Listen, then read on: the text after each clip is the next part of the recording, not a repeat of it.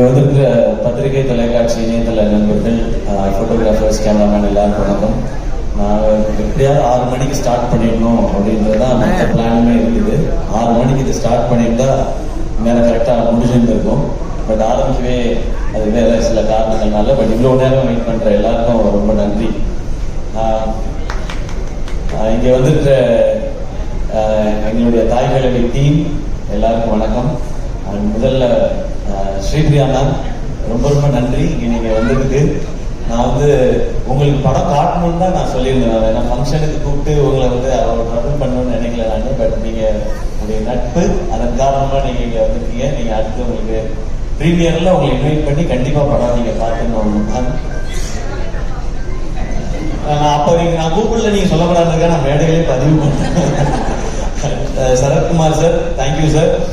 உங்களுடைய ஆழை படத்துக்கும் எங்களுடைய வாழ்த்துக்கள் சார். 2 படமும் பெரிய சக்சஸ் ஆகட்டும். இங்கே நிரோஷா மேம் அண்ட் ராதிகா மேமோட ஃபேமிலி, ராகுலா இருக்கும் அண்ட் மேம், உங்களுக்கு எல்லாருக்கும், அவங்களுடைய ஃப்ரெண்ட்ஸ் எல்லாருக்கும் என்னுடைய வணக்கம், நன்றி. இரசவனா ரொம்ப நன்றி.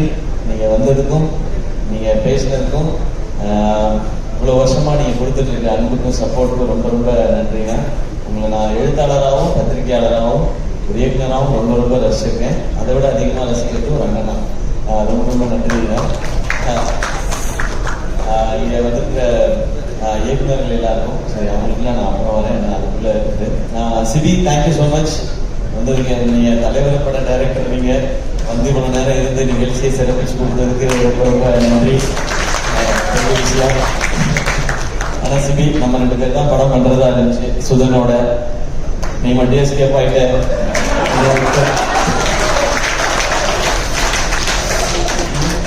போய் தலைவர் முதல்ல போய் நீ உட்காந்துட்டேன். நான் என்ன சரி தெரியாம முடிச்சுக்கிட்டு ஓகே. திரும்ப வரணும். ஆனால் அக்ரிமெண்ட் போட்டிருக்கீங்கள. Okay okay, thank you Sibi. And Karthikeyan அப்புறம் வரேன். சூரியண்ண, லவ் யூண்ண. அதாவது நம்ம இன்னொரு 30 வருஷம் கழிச்சு நம்ம அவங்க 2 பேர் மாதிரி இருக்கணும். நம்ம 2 பேர்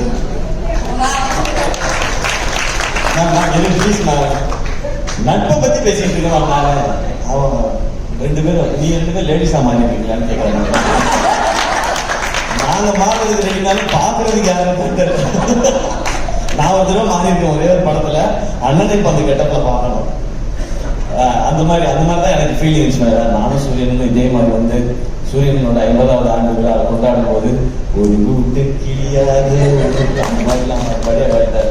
ரொம்ப நன்றிண்ணே. உங்களுக்கு இது மேலே எக்ஸ்ட்ரா தேங்க்ஸ் சொல்லக்கூடாது. நான் அண்ணன் கேட்டது ஃபர்ஸ்ட் சொன்னது, அண்ணன் இந்த படத்தை நம்ம வீட்டில் இருக்க எல்லாரையும் கூட்டு போய் காட்டுங்க அப்படின்னு சொல்லி. அவங்க எல்லாரும் படம் பிடிக்கும்னு ஒரு ஒன்று. அந்த குடும்பம் மதுரையில் ஒரு தேட்டருக்கு போச்சுன்னா அந்த ஷோ ஃபுல்லாகிடும் நமக்கு. அன்னைக்கு மதுரையில் எக்ஸ்ட்ரா கலெக்ஷன் வரும்ன்றது காரணம் தான். தேங்க்யூண்ணே. இங்கே இவ்வளோ நேரம் இருந்ததுக்கு. இன்னைக்கு நீங்கள் ஒரு ஆக்ஷன் ஹீரோவாக மாறிட்டீங்க. அப்படி இருக்க ஒரு சூழலில் வந்திருந்ததுக்கு ரொம்ப ரொம்ப நன்றிண்ணே. இப்போ இந்த படத்துக்குள்ள வரேன் நான். எஸ்கே ப்ரொடக்ஷன்ஸ் சினிமாவில் ஏதாவது ஒரு ரோல் நடிச்சிடணும்னு ஆசையோடு வந்தவன் தான் நான். அது சின்ன ரோலாக இருந்தாலும் சரி, ஒரு காமெடியன் ரோலாக நடிச்சிடணுன்றது தான். ஆனால் ஒரு லீட் ரோல் கிடைக்கும் போது அதை நல்லா பண்ணிடணும்னு நினைச்சேன். அப்புறம் ஹீரோ வாய்ப்புகள் வந்தது. மக்கள் எல்லாம் கைத்தட்டி சக்சஸ்ஃபுல் ஹீரோன்னு அப்படின்னு சொன்னதுக்கப்புறம் நான் நல்லா இருக்கேன், ஃபேமிலி நல்லா இருக்கு, எல்லாமே ஓகே. ஆனால் ஃப்ரெண்ட்ஸுக்கும் ஏதாவது ஒன்று பண்ணணும்னு தோணுச்சு. அதில் முக்கியமாக அருண்ராஜா டைரக்டர் ஆகணும் தான். என்னோட அவனுக்கு தான் சினிமாவில் இருக்கணுன்றது ஆசை காலேஜ் படிக்கும்போது. ஆனால் அவன் இன்னும் ஆகலையே. அப்போ நம்ம இது இல்லை சக்ஸஸ் அப்படின்னு தோணிகிட்டே இருந்துச்சு. அப்போ அவனை கூப்பிட்டு நீ ஒரு கதை எழுதுறா, நம்ம படம் ப்ரொடியூஸ் பண்ணுவோன்னு அவன் சொன்ன மாதிரி அருண்ராஜாக்காக ஆரம்பிக்கப்பட்டது தான் இந்த எஸ்கே ப்ரொடக்ஷன்ஸ். ஏன்னா நான் அந்த கனா ஃபங்க்ஷன்ல சொல்லியிருந்தேன், மக்கள் நீங்க எல்லாரும் சேர்ந்து எனக்கு ஒரு மேடை கொடுத்துருக்கீங்க. அதுல எனக்கு கிடைச்ச அந்த பணத்தின் மூலமா அந்த மேடையை கொஞ்சம் எக்ஸ்ட்ரா போட்டு அதுல கொஞ்சம் ஆட்களை சேர்த்துக்கணும்னு நினைக்கிறேன். அதுக்காக தான் இந்த படம் பண்ணதுன்னு. அந்த படமும் டைட்டிலே கனவோட திருச்சியில இருந்து கிளம்பி வந்தவங்க நான் அருண்ராஜா எல்லாருமே. ஸோ அப்படி ஆரம்பிச்சது முதல் படமே. அதாவது பெண்கள்லாம் பாவம், அதனால அவங்கள வச்சு ஒரு படம் எடுக்கணும் அப்படி கிடையாது. பெண்கள் ரொம்ப ரொம்ப பவர்ஃபுல். அதை சொல்றதுக்காக தான் நாங்கள் படம் எடுக்க ஆரம்பிச்சோம். அதுதான் கனால நாங்கள் ஆரம்பிச்சது. கனால அதாவது வேர்ல்டுல ஃபர்ஸ்ட் டைம் விமென்ஸ் கிரிக்கெட்டை பேஸ் பண்ணி எடுக்கப்பட்ட படம் கனா. அதுல அருண்ராஜா வந்து டைரக்டரா ஆனாரு. அதுக்கடுத்து ஏன்னா காசு சம்பாதிக்கணும் அப்படின்னா நான் ஒரு படம் பண்ற நேரத்துல பேரலா இன்னொரு படம் ஷூட்டிங் போனேன்னா நிறைய காசு கொடுப்பாங்க. மக்கள் அப்படி இடத்தையும் ஆசீர்வாதத்தையும் கொடுத்துருக்கீங்க. அப்ப இந்த ப்ரொடக்ஷன் பண்றதுக்கும் படம் பண்றதுக்கும் ஒரு பர்பஸ் இருக்கணும்.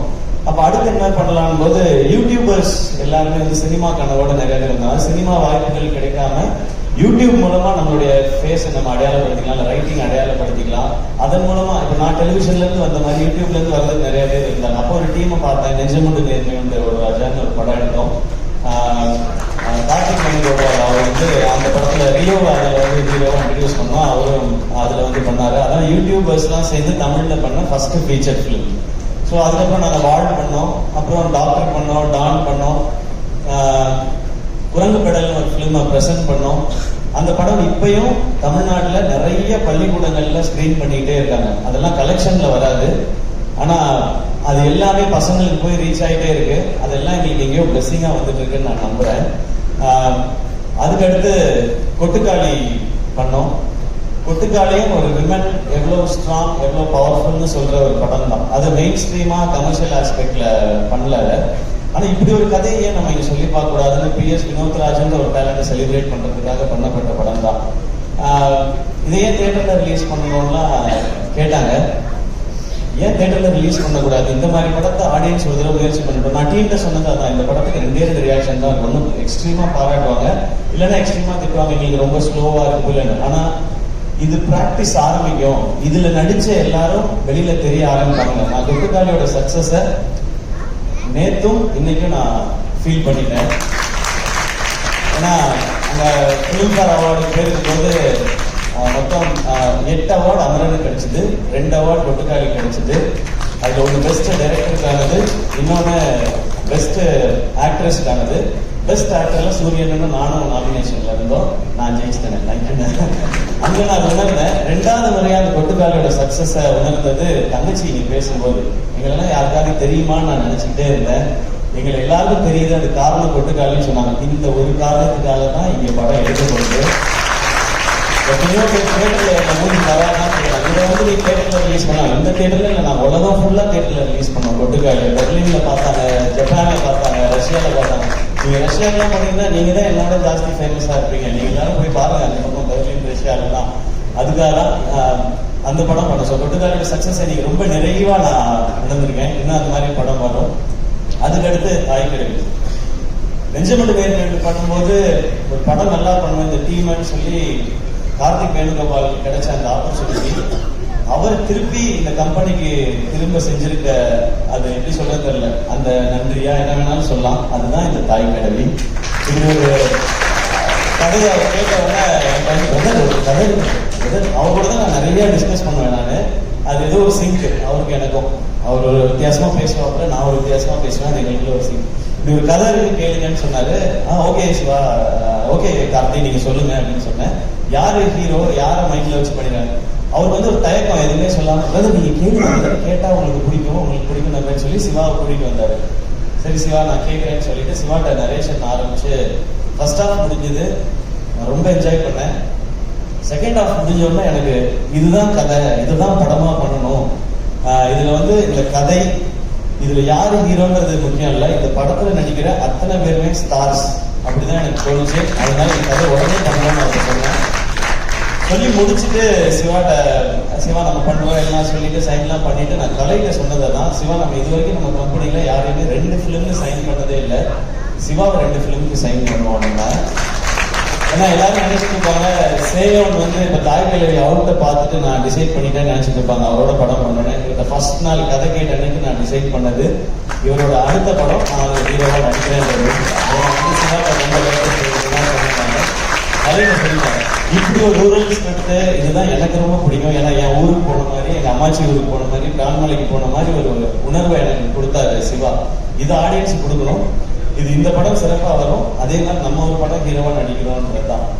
ஸோ சிவா உங்களுடைய நரேஷன், உங்களுடைய ரைட்டிங், இதெல்லாம் தாண்டி எனக்கு பிடிச்சது உங்ககிட்ட இருக்க அந்த ஜெனுவினிட்டி. அது ரொம்ப ரொம்ப கம்மி. அது ஒருவேளை நிறைய இருந்தா கூட இந்த இண்டஸ்ட்ரியில இருக்கிற எக்கோ சிஸ்டம் அதை குறைச்சிக்கிட்டே தான் வரும் அது. ஆனா அது உங்களுக்கு நடக்க விடாம பார்த்துக்க வேண்டியதான் என் பொறுப்புன்னு நான் நினைக்கிறேன். அந்த ஜெனுவினிட்டி இந்த ஸ்கிரிப்ட்ல இருந்ததா இவ்வளவு பேர் புகழ்றது காரணம். இது வந்து இந்த கேரக்டர் ஜாஸ்தி சொல்லணும், இந்த கேரக்டர் இறக்கி சொல்லணும் அப்படின்னா இல்லாம மொத்த கேரக்டர்ஸும் ஒரு ஃபேமிலி மாதிரி எடுத்துட்டு போய் மொத்தமா எழுதியிருக்காங்கல்ல.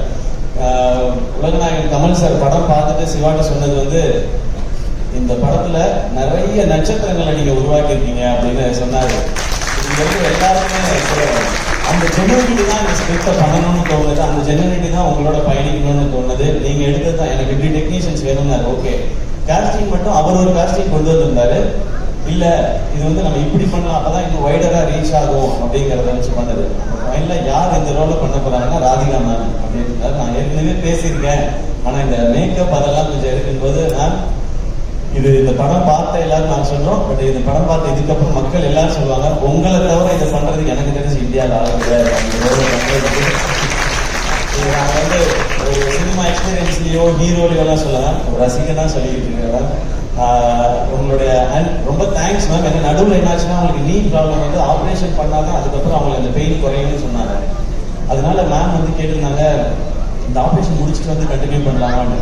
பட் நடிச்சுட்டு இருக்க எல்லாருமே எல்லா ஆர்டிஸ்டுமே பயங்கர பிஸியான ஆர்டிஸ்ட். நீங்க அவங்க டேட்டை இப்ப 10 நாள் விட்டீங்கன்னா திரும்ப எல்லாரையும் அசம்பிள் பண்றது ரொம்ப கஷ்டம். நான் சொன்னேன், கலைப்ரோ எதுவுமே பேசாதீங்க மேம்கிட்ட, காலில் படாம விழுந்துருங்க, வேற வழியே கிடையாது. இதை மிஸ் பண்ணோம்னா நமக்கு கிடைக்காது. நீங்க மேம்கிட்ட போய் சொன்னா இப்போ மேம்கிட்ட எக்ஸ்பிளைன் பண்ண புரிஞ்சுக்கிட்டாங்கன்னா நீங்க நடக்கிற மாதிரி இருக்க போர்ஷன் மட்டும் அப்புறமா எடுத்துக்கிறோம். அதுல நீங்க மட்டும் தான் இருக்கீங்க, மற்றதெல்லாம் எல்லாரோடையும் எடுத்து முடிச்சிடும்னு சொல்லி ஒரே ஷெடியூல்ல எடுத்து முடிச்சோம். அப்படி பண்ணாதான் இது பண்ண முடியும். ஏன்னா இன்னைக்கு நம்ம இந்த பக்கம் உட்காந்து படம் நல்லா வந்திருக்குங்கிறதுக்கு அப்புறம் நம்ம இதை பண்ணிட்டு இருக்கோம். ஆனா அந்த கால்குலேஷனுக்கு அது கரெக்டா வந்து சேரணும், அந்த டேஸ்க்குள்ள முடிக்கணும்ன்ற நிறைய ப்ரெஷர் இருக்குது. பட் உங்களுடைய சப்போர்ட் அண்ட் எல்லாருடைய சப்போர்ட்லையும் சிவா வந்து என்ன டேட்ல படம் முடிக்கிறேன்னு சொன்னாரோ அந்த டேட்ல படத்தை முடிச்சாரு. அதுக்கு காரணமாக சிவகுமார் சிமுலேஷன் அவரும் அவருடைய டீம் எல்லாருக்கும், அவங்க அசிஸ்டன்ட் டைரக்டர்ஸ் எல்லாருக்கும் வாழ்த்துக்கள். அதே மாதிரி ப்ரொடக்ஷன் செய்யற அவருடைய டீம் எல்லாருக்கும் நன்றி வாழ்த்துக்கள். அண்ட் கேமராமேனோட டீம் எல்லாருக்கும். ஏன்னா நீங்க எல்லாரும் டே நைட் எப்படி வேலை பார்த்தீங்கன்றது தெரியும், அதனாலதான் இது சாத்தியமாச்சு. சிவகுமாரோட அப்பா அம்மா இங்க இருக்கீங்க, இங்க எல்லாரும் உங்களுடைய பையனை வந்து நிறையவே அப்ரிசியேட் பண்றாங்க அவருடைய திறமைக்காக. பட் அவர் ரொம்ப நல்ல பையனை நீங்க வளர்த்துக்கீங்க, அதுக்காக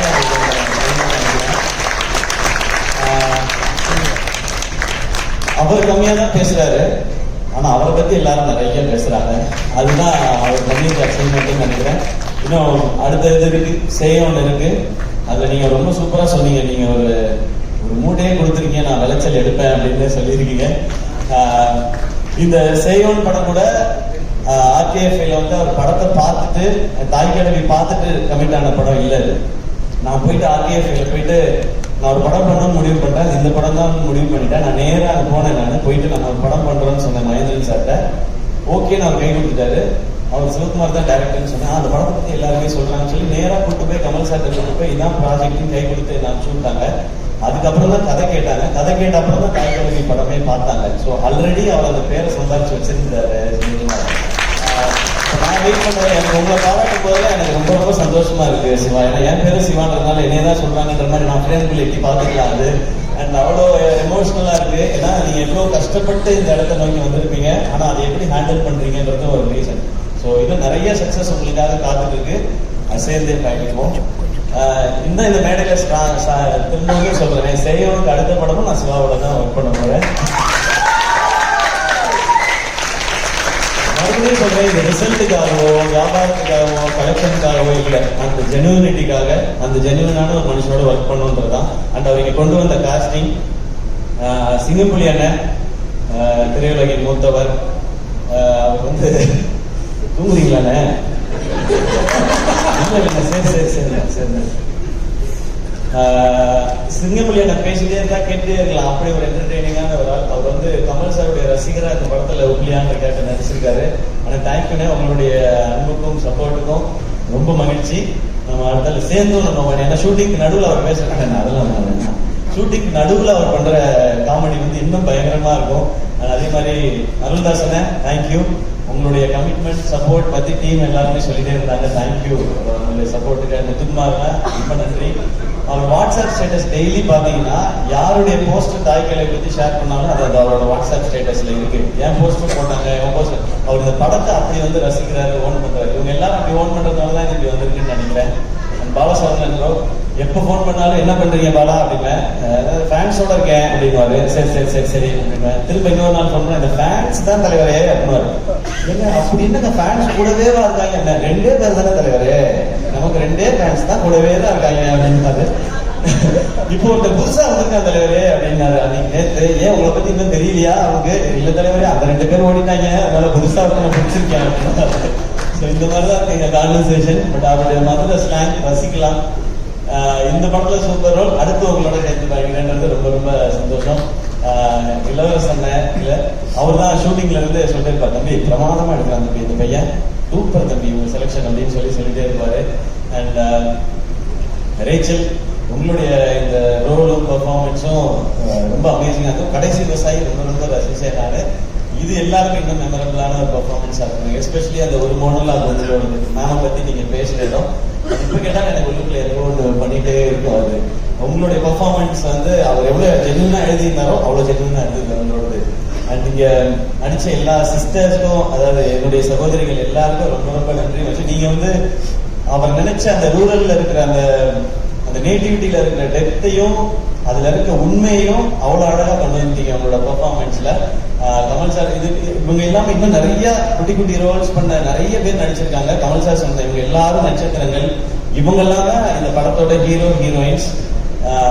இவங்களை இப்படி ஒரு படத்துல காட்டுறதுக்கு எங்களுக்கு ரொம்ப ரொம்ப சந்தோஷமா இருக்கு. நீ தொடர்ந்து இவங்களோட எல்லாம் பயணிக்கணும்னு நான் நினைக்கிறேன். அண்ட் நான் நிவாஸை பத்தி சொல்லியே ஆகணும். தேங்க்யூ. ஒரு கமர்ஷியலான இந்த படத்தை கமர்ஷியலா சாங் போடுறது ரொம்ப கஷ்டம், ஏன்னா சிச்சுவேஷனல் சாங் எல்லாமே. ஆனா அதை ரொம்ப ட்ரெண்டியா சூப்பரா போட்டு கொடுத்தாரு. பாட்டை டக்குன்னு போட்டுருவாரு, ஆனா அதை நம்ம கிட்ட கொடுக்கறதுக்கு நம்ம படுற பாடு இருக்கு இல்லையா, அது ரொம்ப ரொம்ப கஷ்டம். நான் சொன்னா இன்னும் எக்ஸ்ட்ராலாம் சொல்லிடுவேன்னு நினைக்கிறேன், அதனால நான் கொஞ்சம் கம்மியாவே வச்சுக்கிறேன். Great work Nivas. Next time நம்ம சேர்ந்து பண்ணும்போது பாட்டை மட்டும் கொஞ்சம் சீக்கிரம் கொடுத்துருங்க. ஆனா சுதன் படிச்சு சொன்னாப்ல, நீங்க நிவாஸ் பேசனா பத்தி உங்களுக்கு தெரியல. உங்களுக்கு என்ன தெரியும் நிவாஸ் பேசனா பத்தி சுதன்? எனக்கு தெரியும். நான் வந்து சின்ன வயசுல இருந்து அவன் பார்த்திருக்கேன். பாட்டை எப்படி கொடுக்குறாரு பார்த்துட்டு நான் வந்து பாட்டெல்லாம் கம்போஸ் ஆயிடுச்சு தெரியுமா சுதன் அப்படின்னா, கம்போஸ் ஆயிடுச்சு உங்க கைக்கு வந்துச்சா அப்படின்னு அவர் சுதனோட நான் சேலஞ்ச் பண்ணி தான் நான் நிவாஸோட ஒர்க் பண்ணேன். But BGM extraordinary. டோனி ஜானுக்கு நம்மளுடைய ஆபீஸ்ல ஒரு ரசிகர் படையே இருக்கு. அவர் தான் நமக்கு வருத்தப்பட வாலிபர் சங்கம், மான்கராத்தே, ரஜினி முருகன், அப்புறம் டான், அப்புறம் இப்போ தாய் கிழவி சேவம்னு சொல்லி எங்களோட அந்த ஜேர்னி ஃபுல்லாவே அது ரொம்ப சக்சஸ்ஃபுல் ஜேர்னியாக இருக்கு. தேங்க்யூ இந்த படத்துல நீங்க பண்ண போஸ்டர்ஸ்க்கு. நீங்க ஒரு போட்டோ ஷூட் பண்ணி ஒரு கேம்பெயின் ஸ்டார்ட் பண்ணீங்க, அது நிறைய பேர் அப்ரிஷியேட் பண்றாங்க, சூப்பரா இருக்குன்னு சொல்லி. இப்படி ஒவ்வொருத்தரும் இப்படி ஒவ்வொருத்தரும் அவங்களுடைய பெஸ்ட்டை கொடுக்கணும்னு இந்த படத்துக்கு நினைக்கிறாங்க. அண்ட் இப்ப எனக்கு சொல்லணும்னு தோணுது, இங்க இருக்கிற எல்லாரும் எமோஷனலா பேசும்போது இந்த தாய் கிழவி படம் ரொம்ப ரொம்ப லாபகரமான படமா ஆல்ரெடி இருக்கு ப்ரொடக்ஷன் ஹவுஸ்க்கு. ஃபர்ஸ்ட் லாபம் எல்லாரும் எமோஷனலா பேசி ஒரு அன்பை பகிர்ந்துட்டாங்கல்ல, எல்லாரும் அப்ரிஷியேட் பண்ணாங்கல்ல, அதுதான் மிகப்பெரிய லாபம் நினைக்கிறேன். அந்த லாபத்தை எதிர்பார்த்து தான் நான் இந்த ப்ரொடக்ஷனை பண்ணிக்கிட்டே இருக்கேன், எஸ்கே ப்ரொடக்ஷன் பண்றது. அடுத்து உண்மையாவே பணம் வரணும், ஏன்னா பணம் வந்ததுனா தான் இந்த மாதிரி முயற்சிகள் தொடர முடியும். ஆல்ரெடி இப்போ சிவகார்த்திகேயன் ப்ரொடக்ஷன்ஸும் சரி, பேஷன் ஸ்டுடியோஸும் சரி, இந்த படம் ஏற்கனவே லாபம் ஈட்டி கொடுத்துருச்சு. இப்போ நாங்கள் வெயிட் பண்றது எல்லாமே மக்கள் சிரிச்சு ரசிச்சு என்ஜாய் பண்ணி பாராட்டணுன்றது மட்டும்தான். எங்க டீம் மட்டும் நான் கூப்பிடுறேன். எஸ்கே ப்ரொடக்ஷன்ஸ் இவ்வளோ விஷயங்கள் பண்றோம் அப்படின்னா, ஒரு 4 மாடி பில்டிங் ஆஃபீஸ் ஒன்று இருக்கு, அதுல வந்து ஒரு 40 பேர் வேலை செய்யறாங்க, 80 பேர் வேலை செய்யறாங்க. அப்படி இல்லை, ஒரு ஆஃபீஸ் ஒன்று வச்சிருக்கோம், அதுல எத்தனை பேர் வேலை செய்யறாங்க, நாங்கள் எப்படி வேலை செய்யணும் மட்டும் பாருங்க. கலை ஆல்ரெடி நீங்க பாத்தீங்க. ராகுல் வாங்க, கார்த்திக், திவாகர்,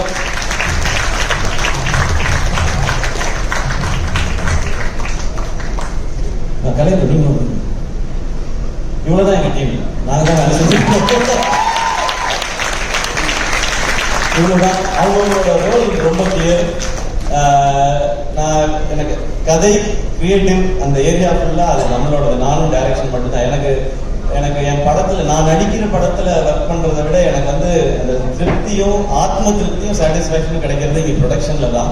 ஏன்னா நம்ம நினைக்கிற ஆசைப்படுற எல்லா விஷயங்களையும் 100% எந்த ஒரு காம்ப்ரமைஸும் இல்லாம பண்ணிட முடியுது.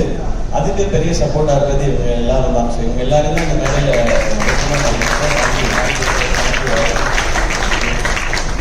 2 பேரும் இன்னும் கல்யாணம் ஆகல, நல்ல பொண்ணா இருந்தா ஞாயிற்று ஃபங்க்ஷன் ஆகிடுச்சு. இதை முடிச்சுட்டு அந்த கேரக்டர் எடுத்தாங்க, எப்படியாவது கல்யாணம் பண்றா அதான் அவங்க கல்யாணம் மட்டும் ஏதாவது நடந்துச்சுன்னா நல்லா பார்த்துப்போம் அப்படின்னு சொல்லி அவரோட சீன்ஸ் பார்க்கும்போது எனக்கு காரணமும் காட்டி ஞாபகம். இவங்க எல்லாருக்கும் ரொம்ப நன்றி. Thank you Vijay bro and Anjana, thanks for the energy and இந்த விழாவை இவ்வளோ அழகாக ஏற்பாடு பண்ண எல்லாருக்கும் நன்றி. அண்ட் பார்க்குற நீங்கள் எனக்கு நாங்கள் எல்லாருமே ஒரு கனவோடு தான் ஓடிட்டு இருக்கோம், ஏதாவது ஒரு நல்லது பண்ணிடணும்னு. என்ன இப்போ சரவணன் பேசும்போது நிறைய எனக்கு நடந்த விஷயங்கள்லாம் நான் பேசுவேன். எனக்கு நடந்த அத்தனையும் சரவணனுக்கு தெரியும். நான் எல்லாத்தையும் கேட்கறது அதான், நான் ஒரு ஆசையோட வந்திருக்கேன். நான் எனக்கு இவ்வளவு பேர் கிடைக்காத ஒரு வாய்ப்பு எனக்கு கிடைச்சிருக்கு. இந்த வாழ்க்கையை அர்த்தமுள்ளதை ஆக்கிக்கணும்னு ஆசைப்படுறேன்.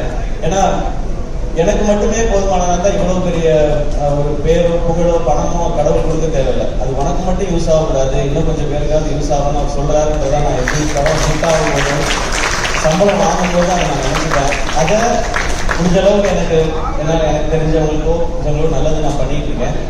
இது படத்துல இண்டஸ்ட்ரிக்கு எனக்கு இந்த இடத்த கொடுத்த இண்டஸ்ட்ரிக்கு நான் திருப்பி ஏதாவது கொடுக்கணும்னு நினைக்கிறது தான் இந்த மாதிரி படங்கள் பண்றது. ஸோ நான் இதைதான் பண்ணணும்னு நினைக்கிறேன். நான் யாருக்கும் போட்டியாவோ யாரையும் தாண்டி போகவோ யாரையும் அட்டாக் பண்ணவோ காலி பண்ணவோ அதுக்கு நான் வரல. எனக்கு கிடைச்சிருக்க இந்த வாழ்க்கையும் வாய்ப்பையும் ஒழுங்கா பயன்படுத்திக்கணும்னு நினைக்கிறேன். என்ன அது விட்டுருங்க, அதுதான் நான் கேட்கணும்னு நினைக்கிறேன். நான் இப்படி இது மாதிரியே பண்ணிட்டு போயிட்டே இருக்கேன். இந்த மாதிரி நிறைய டேலண்ட் இவங்களோடலாம் படம் பண்ணும்போது நான் நிறைய கத்துக்கிறேன். நான் இது வரைக்கும் நான் எல்லாத்தையும் திரும்ப சொல்றதுதான். நான் ஏன் அதை ஸ்பெசிஃபிக் நான் ரீமேக் படம் பண்ணதில்லை இது வரைக்கும். நான் கதை கேட்டு தான் படம் பண்ணியிருக்கேன். என்னுடைய படங்களோட வெற்றி தோல்வி ரெண்டுத்துக்குமே நான் ரொம்ப பொறுப்புன்னு நான் நம்புறேன். ஒவ்வொரு படம் கதை கேட்கறதுக்கும் அதை சினிமாவா மாற்றுறதுலேயே நான் ஒவ்வொரு விஷயங்கள் கத்துக்கிட்டே இருக்கேன். எனக்கு நிறைய கிளாஸ் இருக்கு, மைனஸ் இருக்கு, அதெல்லாம் பிளஸ்ஸா மாற்றிக்க முயற்சி பண்ணிட்டு இருக்கேன். அது இந்த ப்ரொடக்ஷன்ல பண்ற படங்களும் எனக்கு உதவிக்கிட்டே இருக்கு. இதை நான் தொடர்ந்து பண்ணணும்னு நினைக்கிறேன். அதுக்கு மக்கள் எப்பவுமே எனக்கு சப்போர்ட்டா இருந்துட்டே இருக்காங்க. ஆரம்பத்துல இருந்து எங்கேயோ இந்த என்னை கொண்டு வந்து திருச்சியில இருந்து வந்து கொண்டு வந்து இங்க கொண்டு வந்து விட்டாங்க. இண்டஸ்ட்ரியில இருக்கிற சிலர் மட்டும்தான் அதுக்கு ஏதாவது ஒரு தடைகள் போட்டுட்டே இருக்காங்க. அதை தாண்டி வரணும்னால நான் அதுக்கு ரெடி. பட் அந்த தடைகளை நீக்கிட்டீங்கன்னா இன்னும் 4 சிவகுமார் முருகேசன் எங்க இருந்தா தேடி கண்டிப்பா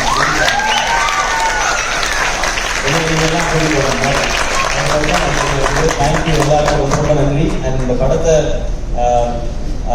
படம் பார்த்த உடனே வாங்கிட்ட ஜியோ ஹாட் ஸ்டார் அவங்களுக்கு என்னுடைய நன்றி, சந்தோஷம் உங்களோட அசோசியேட் ஆனது. And Overseas distributors and other state distributors எல்லாருக்கும் நன்றி. அண்ட் குறிப்பாக ஏஜிஎஸ்க்கு ரொம்ப சந்தோஷம். தேங்க்யூ. நீங்கள் வந்து அசோசியேட் ஏன்னா ஃபர்ஸ்ட் வந்து நம்ம பேசிட்டு இல்லை வேறு பேசியான்னு சொல்லியாச்சு. பட் ஆச்சுன்னா அவங்க வந்து இந்த படத்தை நான் பண்ணியே ஆகணும்னு ஒட்ட காலில் நின்று அவங்க வந்து இது பண்ணி அதை விட என்ன சந்தோஷம் இருக்க முடியும். ஒரு கம்பெனி வந்து அவங்க ஒரு பெரிய ப்ரொடக்ஷன் ஹவுஸ், அவங்க என்ன இதுல வந்து அவங்க நிறைய காசு வாங்கணுன்றதுக்காக இல்லை, இந்த மாதிரி ஒரு ப்ராடக்ட்ல நம்ம பேரும் அசோசியேட் ஆகணும்னு நினைக்கிறாங்கன்றதே எங்களுக்கு ஒரு பெரிய சக்சஸாக தான் பார்ப்போம். தேங்க்யூ ஸோ மச் ஏஜிஎஸ் ஃபேமிலிக்கு. இன்னும் ஒரு கமிட்மெண்ட் பாக்கி இருந்துகிட்டே இருக்கு, அதுக்கு சீக்கிரம் வந்துடுறேன். தேங்க்யூ ஒன்ஸ் அகேன் படத்தில் நடிச்ச எல்லாருக்கும். அண்ட் அருமையா பேசினாங்க லிரிசிஸ் 2 பேருமே. அவங்க வந்து பயங்கர என்டர்டெய்னிங்கா இருந்துச்சு. தேங்க்யூ. உங்களோட இது தொடர்ந்து பயணிக்கணும்னு எனக்கு ஆசையா இருக்கு. படத்துல வினிஷ் கிரேட் ப்ரோ. அவர் வந்து கமல் சார் அதை பார்க்கணும் என்ன சொல்றாங்கன்னு பார்க்கணும் வெயிட் பண்ணிட்டே இருந்தாரு.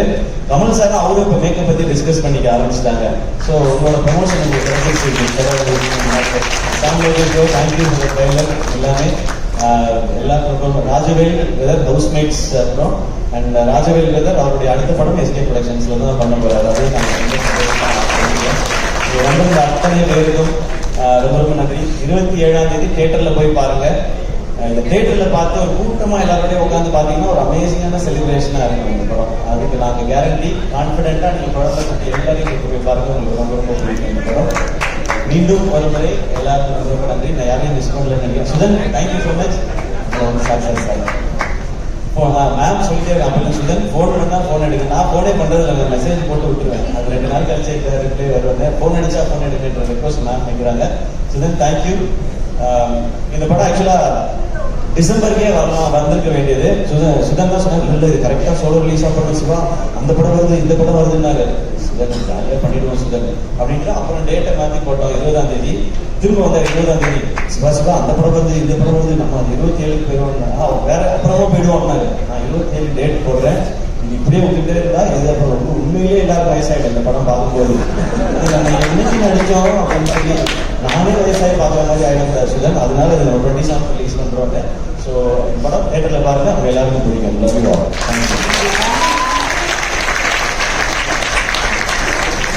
Thank you so much. And எல்லாருமே மேடைக்கு வந்து ஒரு குரூப் போட்டோ